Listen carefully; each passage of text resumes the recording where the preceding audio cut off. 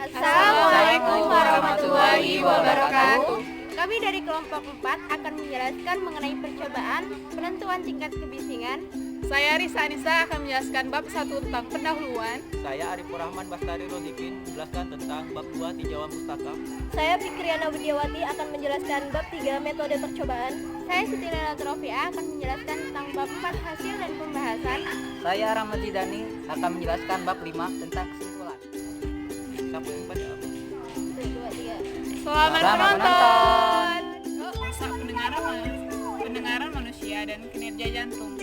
Jadi, lalu bagaimana cara kita mengidentifikasikan bahwa bunyi itu merupakan bising atau tidak? Jadi tujuan dari percobaan penentuan tingkat kebisingan ini adalah supaya kita dapat mengetahui dan mengidentifikasikan tingkat kebisingan pada kendaraan atau bis mahasiswa dan membandingkannya dengan taraf yang telah ditetapkan oleh pihak berwenang.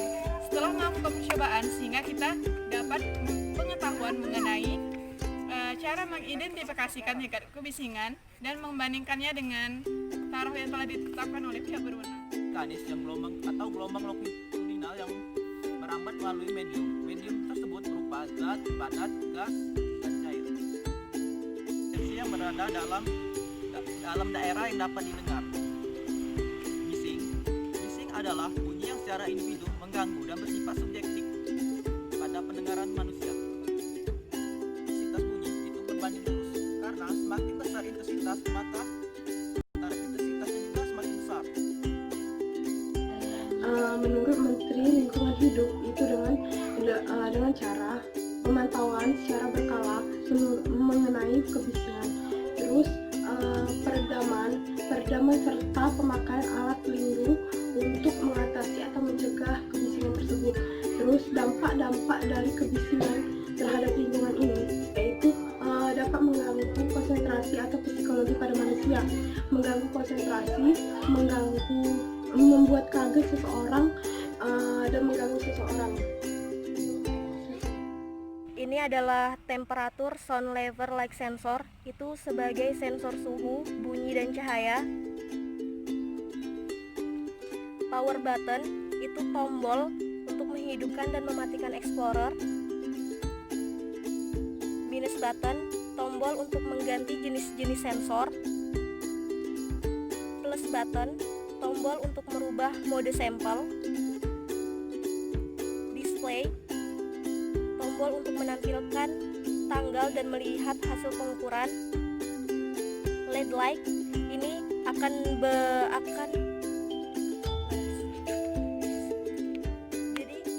hidup dan berwarna hijau pada saat explorer sedang mengambil data. Start and stop button berfungsi untuk memulai dan menghentikan pengukuran. Check button itu adalah tombol yang digunakan untuk memulai dan mengakhiri editan data maupun menyetujui hasil editan data. Percobaan dari penentuan tingkat kebisingan menggunakan Explorer PS2000, yaitu yang pertama, pilih beberapa zona yang disinyalir mempunyai tingkat kebisingan yang cukup tinggi. Tekan power button untuk menghidupkan perangkat.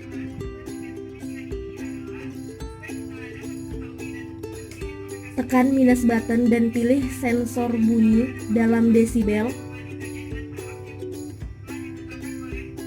Tekan play button untuk memulai pengukuran. Setelah 15 detik, hentikan pengukuran dengan menekan kembali play button.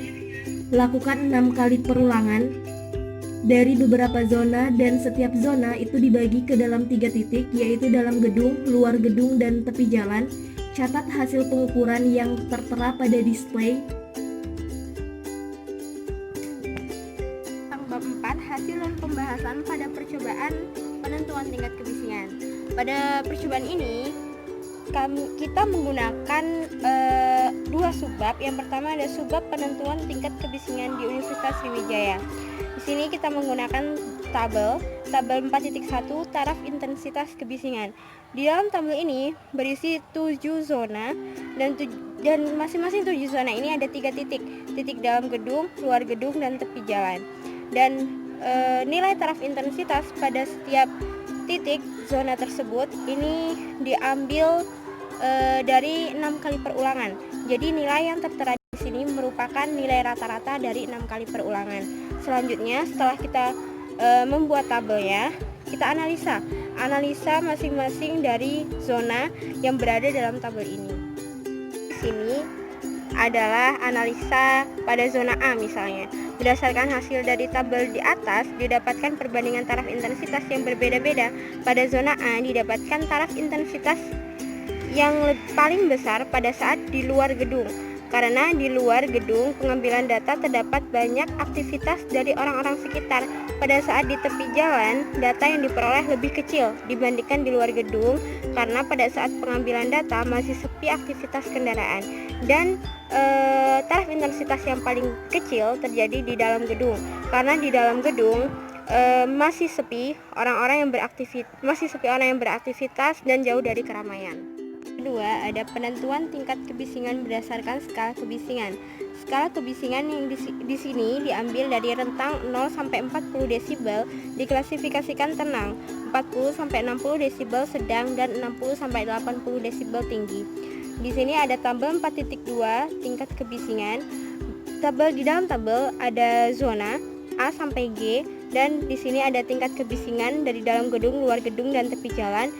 Apakah nilai dari tabel 4.1 diklasifikasikan sedang, tinggi, atau tenang?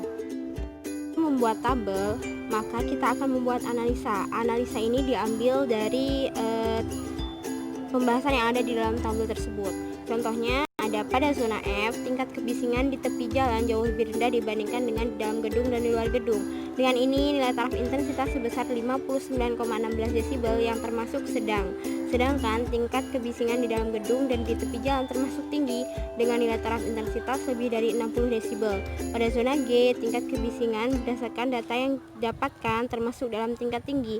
Ketiga titik pada zona ini memiliki nilai taraf intensitas lebih dari 60 desibel dengan nilai taraf intensitas tertinggi sebesar 64,67 desibel berada di tepi jalan zona G. Zona tergantung dari banyaknya intensitas bunyi yang diperlukan.